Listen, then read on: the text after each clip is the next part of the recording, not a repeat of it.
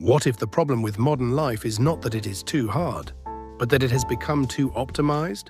In 2026, millions of people are quietly starting to reject the idea that every moment of life needs to be efficient. For years, technology promised to save us time, reduce mistakes, and guide us toward the best possible choices.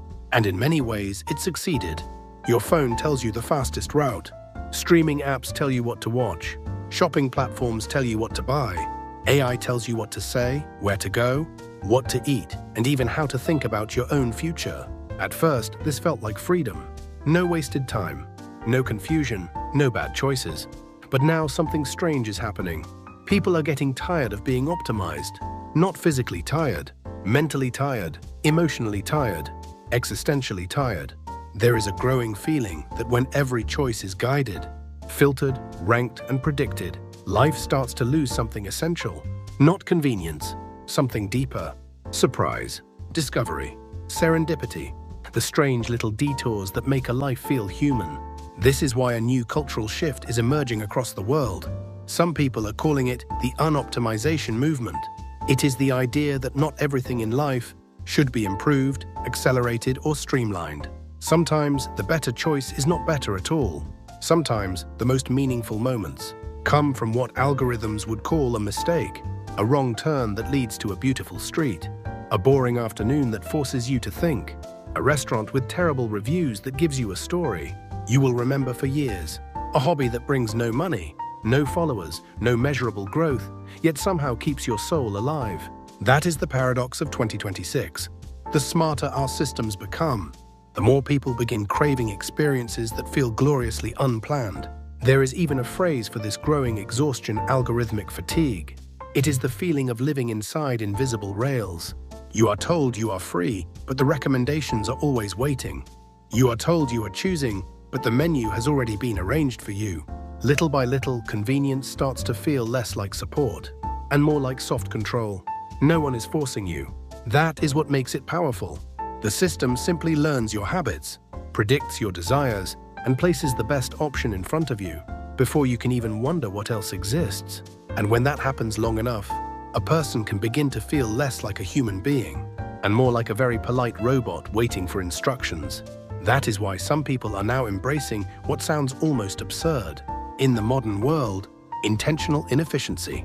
They are walking without maps, browsing bookstores without checking ratings, traveling without strict plans, taking longer routes, learning instruments they will never monetize, cooking meals slowly when delivery would be easier, leaving empty space in the day on purpose, not because they are lazy, not because they hate technology, but because they want to feel alive again.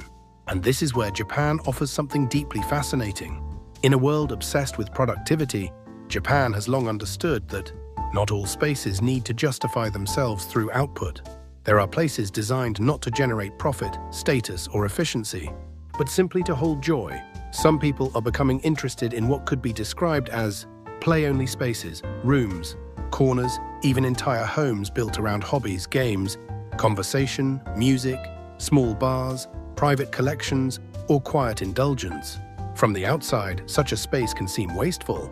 Why dedicate part of a home to something that produces nothing? But that question reveals the problem. Why must everything produce something? Why must every room become an office? Why must every hobby become a side hustle? Why must every talent become content? Why must every free hour be turned into progress? Maybe one of the deepest forms of mental care is to protect a part of life from usefulness. A room for laughter, a corner for records, a table for mahjong, a shelf for things no one else understands, a place where the point is not optimization, but delight. That kind of space is not childish. It may be one of the most mature ideas of all, because it says, I refuse to let efficiency colonize every inch of my existence. And that resistance matters. Today, many people wake up, follow the route, answer the notifications, consume the recommendations, optimize their calendars, track their sleep, measure their steps, improve their performance, and collapse into bed, feeling strangely empty. They did everything right, and yet something feels missing. Maybe because a fully optimized life can become emotionally flat, smooth but sterile, fast but forgettable.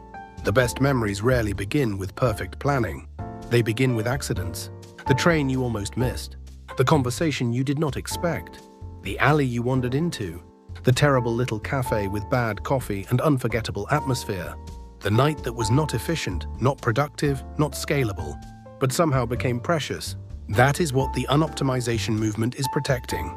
Not failure, not chaos for the sake of chaos, but the right to remain open to the unplanned, the right to choose something not because it is best, but because it is yours. And maybe this is the next great human rebellion against the machine age.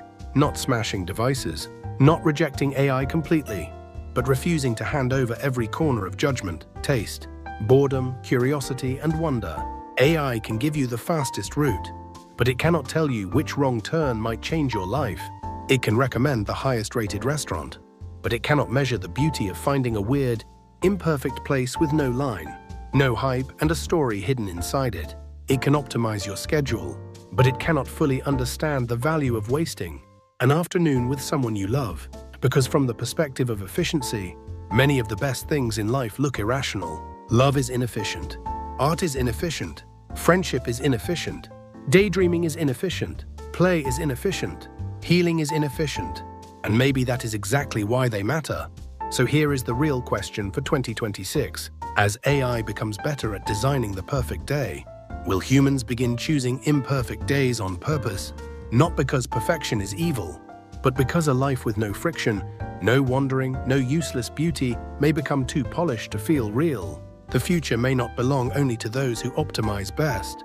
It may also belong to those who know when not to optimize, those who leave room for mystery, those who protect boredom, those who let curiosity outrank convenience, those who still believe that a wrong turn can be more valuable than a correct answer, because in the end, being human was never about reaching every destination in the shortest possible time. It was about noticing what appeared along the way.